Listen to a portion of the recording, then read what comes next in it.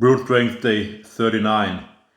Started out with paused front squat, 3 reps with 140. I've done 4 sets of 4 with 145 before, so this is not very close to failure, but it's a good starting point and moved as easy as it should do. Probably had like 3 reps in the tank there, maybe 4.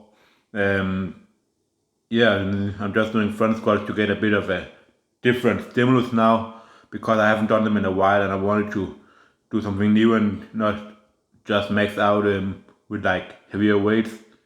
That's one of the things. I mean, there's a lot of benefits with front squats paused that you don't get from doing just normal reps. Like pauses in general, I believe, are fairly utilized. Though I know paused squats they get some hate, and people would say that they are a bit useless, especially when you're pausing for that long.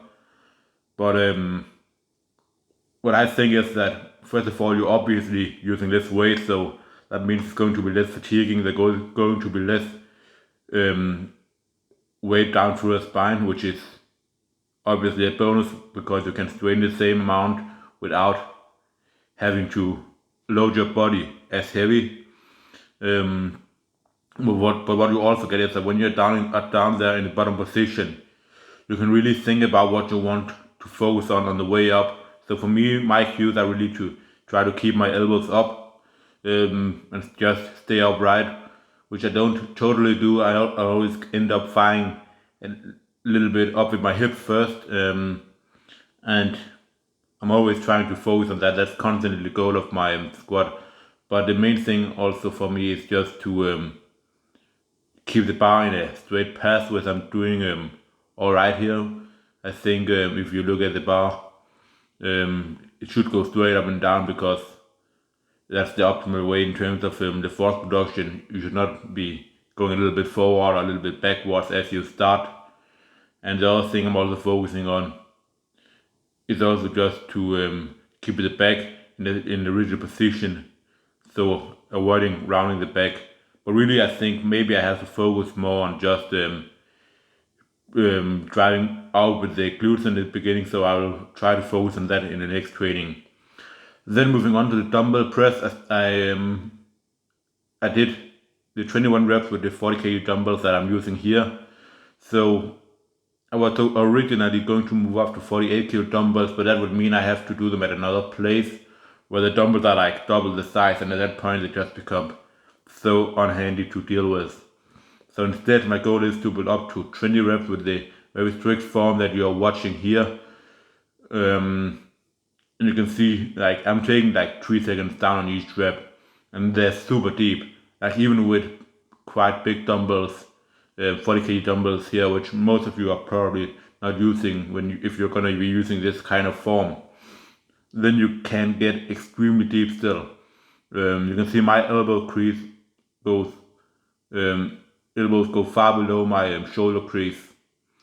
So I'm getting a huge stretch in the shoulders. It is very elbow friendly because I'm going so slow, and shoulder friendly. I'm just trying to get them as deep as I possibly can. That's the only thing I'm thinking about. And I'm going to be increasing by 1 rep in the first set every week. The same procedure as I've done the last many weeks with the dumbbell press and with the dumbbell flies, where I do a max set plus half a reps in the other sets. I did though add an extra set here, so I'm doing 4 sets of 5 just to add in some extra volume because I don't think it's going to hurt. I think more of this easy volume I'm able to recover from because I'm really sore after this day, even when I'm training really hard in the first set and doing the straight arm flies on the floor after, of which you'll see that I'm pushing myself extremely hard. So for these reps, I would like to have the powerful dumbbell further away from my shoulder, pointing it a bit further down, but that is it's still solid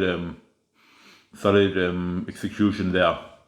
Now moving on to the straight arm flies here. This might not be the very best exercise in terms of isolation for the chest, but there are a lot of other things that I like about it. First of all, because it's done on the floor, it's very safe. So you don't have to worry about like failing it. Like if you do do it on the bench with the arms bent. Though if you know how to fail, it's not gonna be that detrimental. You can always move the dumbbells into a dumbbell press position and just press them up. Also for these, what I like about the arm straight is that they're reinforcing what I want to learn if I'm going to move on to the planche. So when I want to train the planche again, I obviously need to have good straight arm strength, and I'm getting that here. I did 8 reps with 20 kilo dumbbells, which is a 2 rep PR. So this is a lot like the Maltese press with dumbbells that you'll see some people do in the calisthenics community. But this is a little bit different with the Maltese press and general planche stuff. You want to start with the dumbbells like down towards your hips, because so you're having that lean that you want also in when you're doing a planche. But I still think this is have solid carryover, and I actually believe this is actually even harder because you get the dumbbells further out to the side away from you. If you're doing it further down, the dumbbells are actually closer to your body.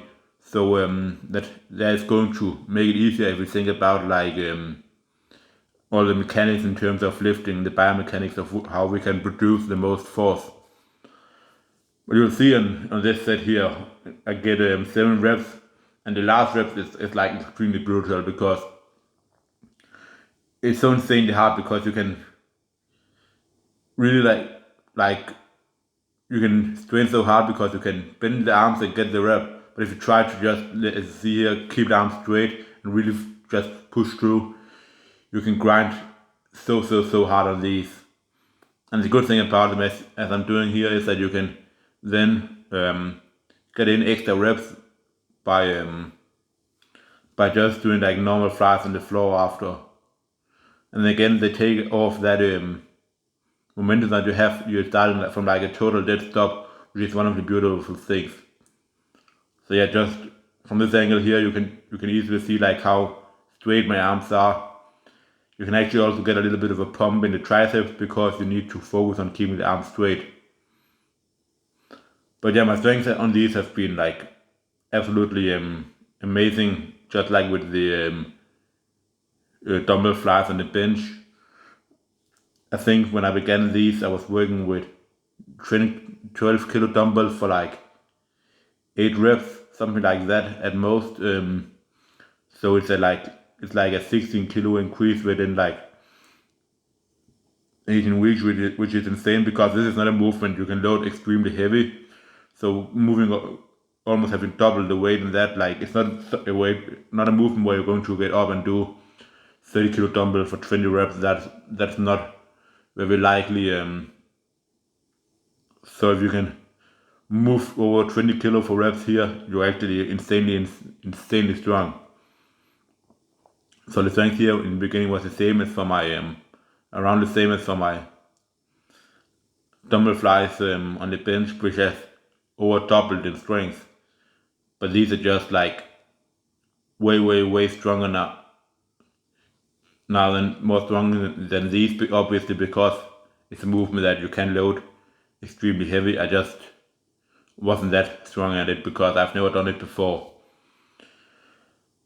But again, I'm doing 4 sets of failure here, and I'm not really getting that fatigue from it because it's a self-limiting variations where it's not possible to use a lot of weight, and it's not a huge stretch. It's more focused on the contracted portion.